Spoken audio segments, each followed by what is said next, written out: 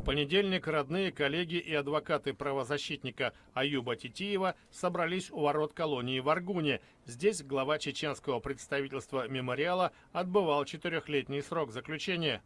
Шалинский суд Чечни в понедельник удовлетворил ходатайство защиты об условно-досрочном освобождении Титиева. В марте 2018-го наряд ГИБДД остановил машину правозащитника и обнаружил в ней пакет с марихуаной. Титиев себя виновным не признал и заявил, что наркотики ему подкинули. Судья утверждала, что приговор не связан с основной деятельностью обвиняемого или с нападениями на офис «Мемориала» в Грозном. Дело приобрело широкий резонанс, в том числе международный. В защиту Титиева выступил не только «Мемориал», но и ведущие правозащитные организации Amnesty International и Human Rights Watch.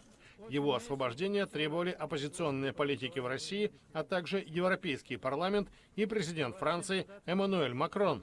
Судебное решение об УДО Аюба Титиева, как ожидается, вступит в силу в течение 10 дней.